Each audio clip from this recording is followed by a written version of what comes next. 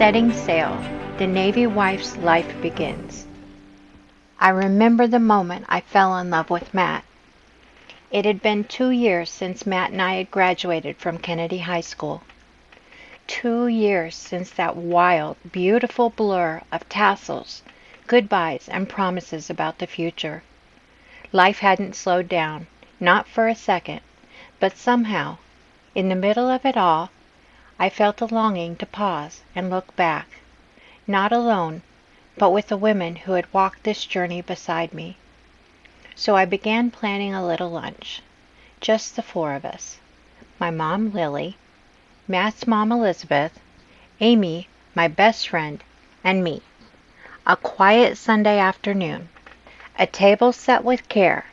Nothing fancy, just meaningful. I wanted this to be more than casual catching up. I wanted it to feel intentional, special, sacred even. I pulled out my calligraphy set, brushed off the pens, smoothed the thick parchment paper, and let the ink flow. There was something soothing about it, shaping each letter by hand. I chose words that felt warm and inviting. I even added a soft border of vines and little flowers at the bottom of each card, just to make them smile. This wasn't about nostalgia. It was about connection, about honoring where we'd been and how far we'd come. My faith had grown so much over these past 2 years. It had carried me through nights of worry, stretches of silence, and those moments when the world felt upside down. It gave me strength, perspective, patience. I wanted to share that, not in a preachy way, just from the heart. My parents had raised me with those values. Quiet faith, not flashy, rooted and steady. They never pushed it, but it was always there, woven into the way that they loved each other, the way they loved me. That legacy had become my anchor, especially with Matt navigating Navy life and all the uncertainty it brought. I'd talked with Amy about it now and then over the years, sometimes late at night, over tea, sometimes between errands or beach walks. She always listened even though she didn't fully understand. That meant the world to me. But I hadn't yet shared much of it with Elizabeth. Matt's mom was graceful and kind, but private in her own way. We hadn't had a real heart-to-heart yet, not the kind where I could open up about what mattered most to me. And I wanted that, not just because she was Matt's mother, but because I respected her deeply. I wanted her to know who I was, not just the girl who loved her son, but as a woman with convictions, dreams, and a heart shaped by faith.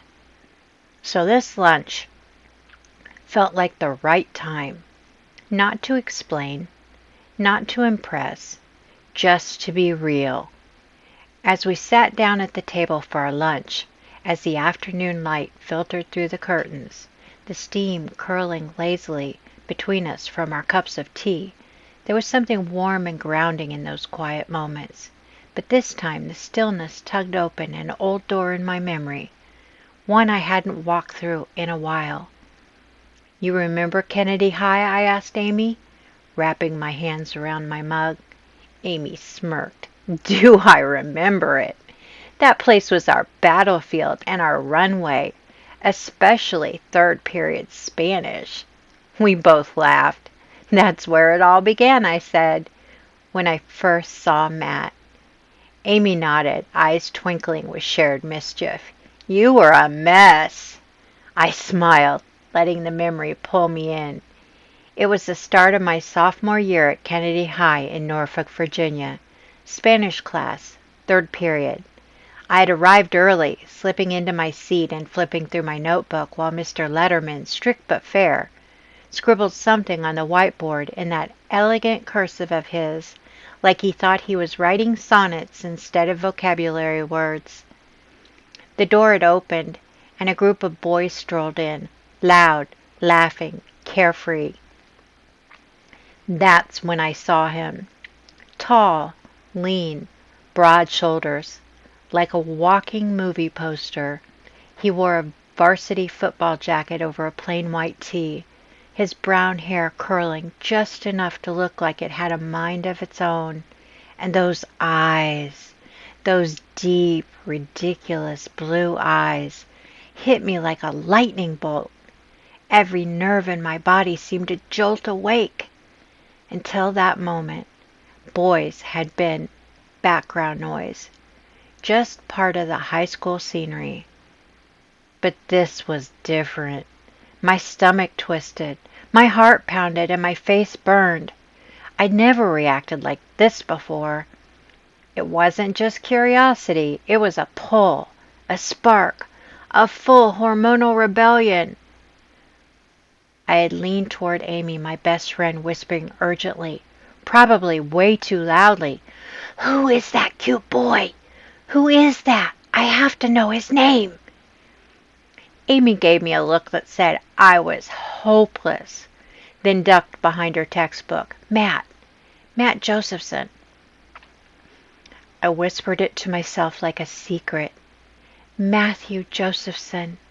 It sounded like a name you'd find in a novel, and from that moment on, I was gone. The rest of the class? A blur. I think I wrote "Hola" on my paper and nothing else. My brain was spinning. Was he funny? Was he kind? Did he have a girlfriend already? Probably. A guy like that? He had to. When the bell rang, I gathered my things slowly, pretending I wasn't watching him from the corner of my eye. Matt and a few guys were goofing off in the hallway, doing that boy thing, loud, competitive, and weirdly charming. I wanted to say hi. I almost did. But then my stomach did another one of those flips, and I chickened out. Amy laughed softly across the table. "That's when you hissed at me by the lockers, remember?" I laughed. "Oh, yeah." She mimicked me, dramatic and loud. "Amy," she said, pitching her voice into a high, panicked whisper, "go tell Matt I said hello."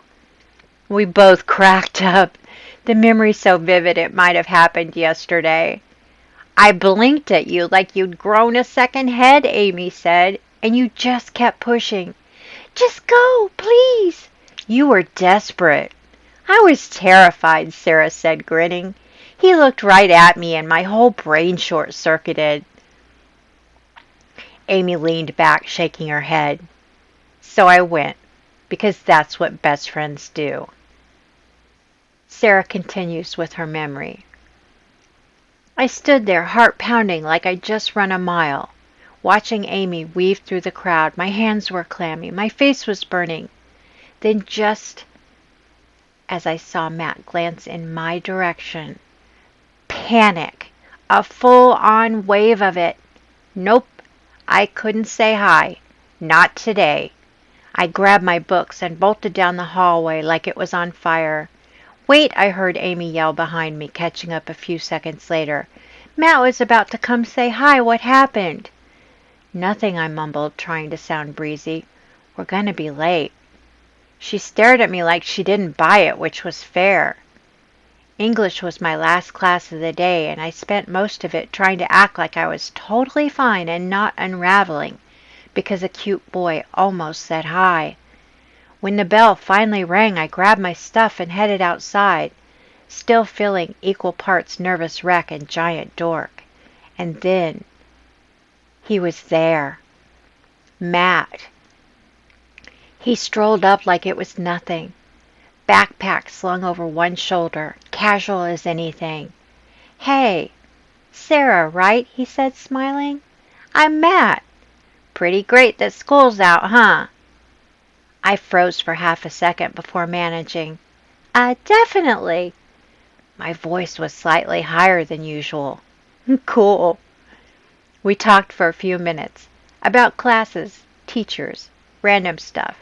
Nothing too deep, but enough to make my pulse race and my nerves settle all at the same time. He was easy to talk to, steady, real.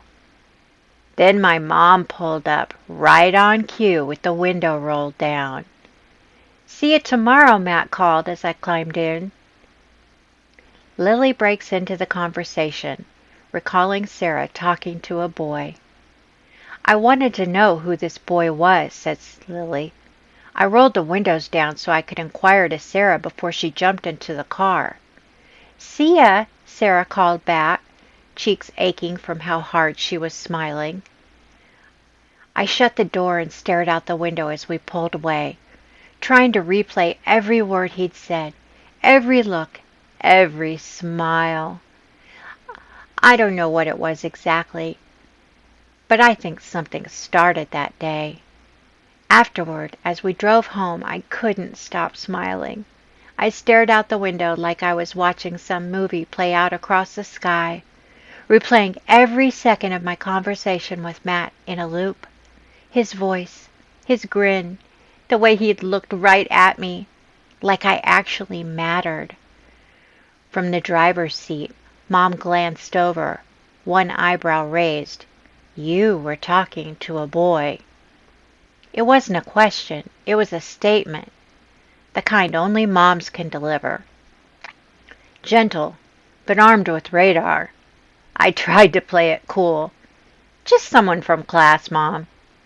She said, thoughtful. "I feel like I've seen him before. I just can't place him." I bit the inside of my cheek to keep from grinning wider. Moms can be so nosy, I thought, turning back to the window. But a tiny knot tightened in my stomach anyway. Lily continued to explain what happened when she went later to the grocery store. Later that week, running through her dinner checklist, I had wandered down the pasta aisle, scanning the shelves for linguine. As I turned the corner, I spotted a tall, lanky teenage boy crouched low, stocking spaghetti noodles like it was serious business. Something about the way he moved tugged at my memory. I walked up and said, "Excuse me, can you help me find the linguine noodles?" The boy had stood up fast, wiping his hands on his apron. "Sure, they're right over—" He stopped mid-sentence as their eyes met. Recognition flickered between them. "You go to Kennedy High, don't you?" I asked, tilting my head just enough to make it sound casual, but with that mother tone that says, "I already know the answer, and I'm watching everything you do." Matt blinked. Yeah, I do." His voice squeaked slightly, and he cleared his throat, trying to play it off. Um, um, "You're Sarah's mom, right? You picked her up the other day. We were talking out front of the school." He shifted awkwardly and added, "I'm Matt, by the way. Nice to meet you." He tried to smile, but the nervous energy practically radiated off him. "Linguine," he added quickly. "Right over here." Only he pronounced it linguine, which didn't help. I chuckled, picking up a box of noodles. "Thanks for your help, Matt." "Oh, you're so welcome," he said, straightening his shoulders a bit. "And, well, say hi to Sarah for me." I paused, then smiled. "I will." As I turned to leave, I thought to myself, this is going to be fun. Glancing back once, just as Matt returned to stacking boxes, "I always like to know who my daughter's spending time with," I called over my shoulder. Tone still pleasant, but layered with unmistakable curiosity. Lily remembers how Sarah had come into the kitchen and begins to talk with her about what happened when she picked her up from school the other day. Sarah talking about the boy, wanting to make sure that Lily doesn't bring it up at the dinner table. As Elizabeth is hearing this for the first time, how dinner went at Lily's home, Elizabeth remembers the event at their home, the same night. I remember the day clearly. It had been an ordinary Tuesday. I came home from work, kicked off my shoes, and I barely set my purse down before Matt appeared in the doorway of the kitchen, his expression somewhere between thoughtful and eager. "Hey, Mom," he said, trying to sound casual. But I knew my son. Something was stirring under the surface. He asked if we could talk, and of course I said yes. We settled at the kitchen table, sunlight still pouring through the window, casting warm patches on the floor. "I've been thinking about my future," he began, his voice steady but a little unsure. "A few weeks ago, during lunch, a Navy recruiter came to school. He sat down at one of the tables near me and, well, I don't know, I just felt pulled to go over."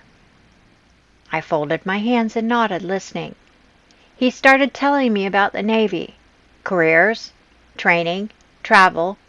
I told him about Dad and Grandpa, and Great-Grandpa, how they had all served. I had always admired them, but I never seriously thought about following in their footsteps. Well, not until recently. That caught my attention. Recently. He gave me some literature, talked about different paths, ROTC, OCS, and even the Naval Academy. I took it all home, stuffed it in my desk drawer, and I didn't really look at it again. Not until a few days ago. I paused, letting his words settle. "And what made you go back to it?" His eyes flicked away for a beat. Not long, but just enough. I'm not sure," he said. "Something just clicked, and I started thinking more seriously about what I want, where I'm going." I didn't press. Not yet. But the way his voice shifted, it told me everything I needed to know. We talked for a while. Half an hour, maybe more. I asked him what he liked about the Navy, what he hoped it might offer. He spoke with this quiet resolve, like a boy standing on the edge of something bigger. It was the most focused I'd seen him in months. Eventually, I stood to start dinner, still mulling over his words. As I reached for the cutting board, I glanced back at him, still seated, flipping through that brochure, like it had suddenly become a roadmap to his future. I raised an eyebrow, playful but curious. "So what sparked this today? Something happen at school?" He barely looked up. "No, Mom," he said too quickly. "Nothing." "But there was something." He didn't say her name, and I didn't ask. But then I had a hunch. There was a new light in his eyes, a mixture of determination and nerves. I'd never seen that look before. And sometimes a mother just knows. I had a feeling tonight's dinner was going to be very different. I can only imagine, Lily, at your home a dinner was going to also be interesting. "Oh, yes," Lily said with a look of total surprise on her face. That night at Sarah's house, dinner had barely started when it happened. The family had just bowed their heads and said grace, and passed around the shrimp fettuccine, when Sam, my younger brother, and Chaos on legs, dropped the bomb. "So I heard you and Mom talking. Did they kiss?" Forks froze midair. I blinked halfway to my first bite. "What?" "You and that Matt guy," Sam said, grinning like he'd just won the lottery of embarrassing moments. "You were talking to Mommy about him in the kitchen. So, did you kiss him?" My dad, William, looked up slowly, as if trying to figure out what planet he had just landed on. "Who's Matt?" Now every eye was on me. Even Samantha looked up from her phone, which was basically a lunar eclipse. My face went fire engine red. I grabbed my napkin like a laugh line and stood up. "I'm not hungry." "You were starving 5 minutes ago," Dad said, blinking. I'm full now." And with that, I abandoned my shrimp and stomped up the stairs, slamming my bedroom door just hard enough to make my point. Meanwhile, at Matt's house, Robert Josephson took a sip of iced tea and gave his standard evening opener. "So how's school?" Matt and his best friend Ed answered in perfect sync. "Fine." They caught each other's eyes and cracked up. It was their thing. Matt's mom, Elizabeth, walked in from the kitchen, drying her hands on a dish towel. "Ed, how's the football team doing?" she asked. "Sorry we've missed your last few games. I've been pulling doubles at the hospital." "Oh, we're good," Ed replied. "Still undefeated." And then, because teenage boys are constitutionally incapable of knowing when to stop, he turned to Matt. "So what was that thing with Amy at your locker today?" "She was totally talking about Sarah." Back at Sarah's. Downstairs, Mom tried to salvage the moment. She passed the bowl of pasta to Dad and sighed. "Oh, I was going to tell you. I met one of Sarah's friends at the store today." Dad, still processing shrimp and scandal, squinted. "Which friend?" "A boy," she said casually, "but with that eyebrow lift that moms have patented."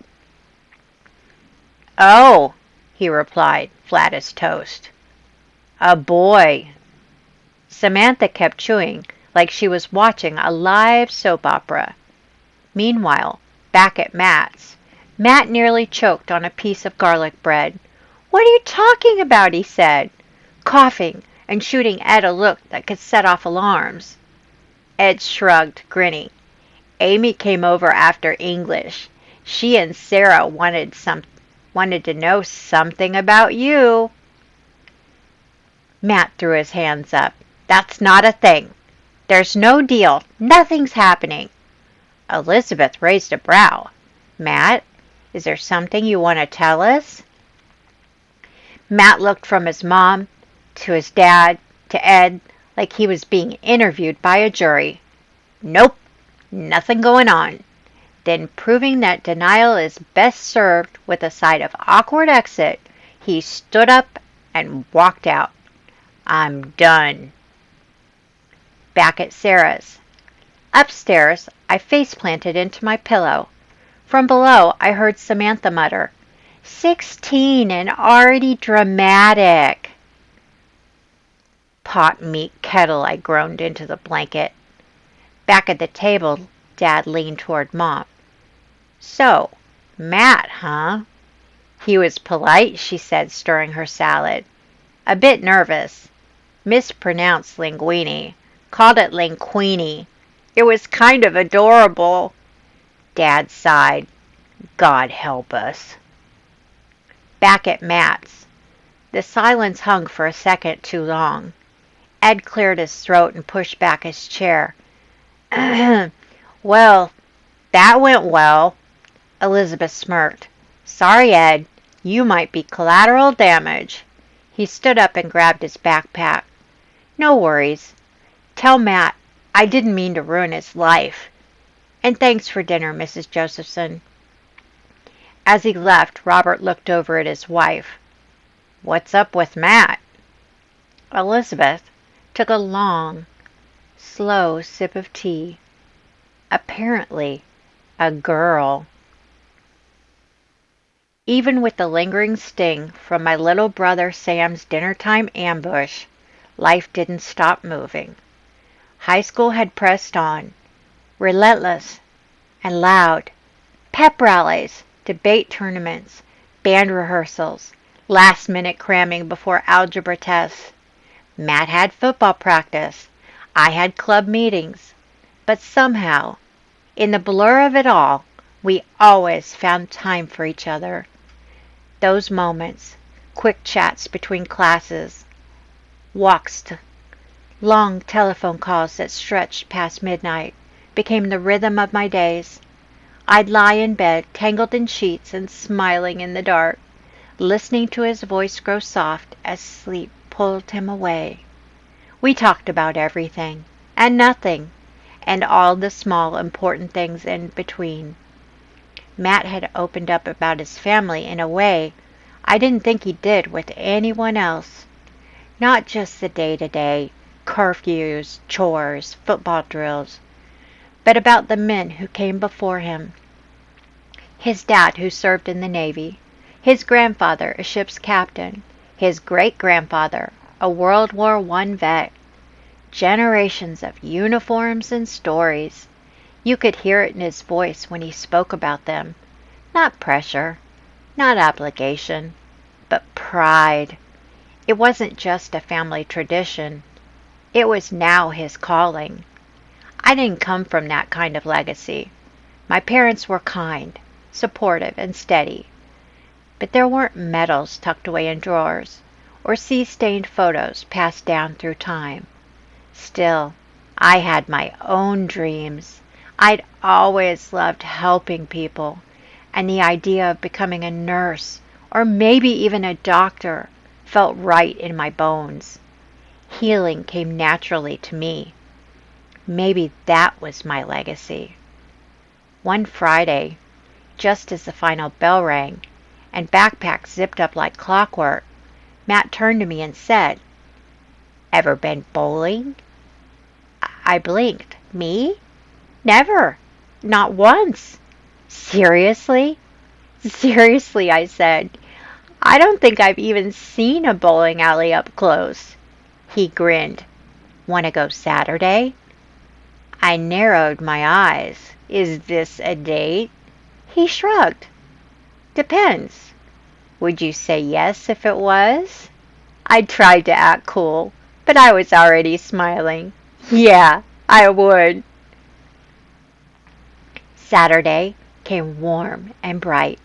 Matt pulled up right on time, and we headed to A1 Bowling Center with the windows rolled down and the music floating through the air. It felt simple and sweet, like the beginning of something real.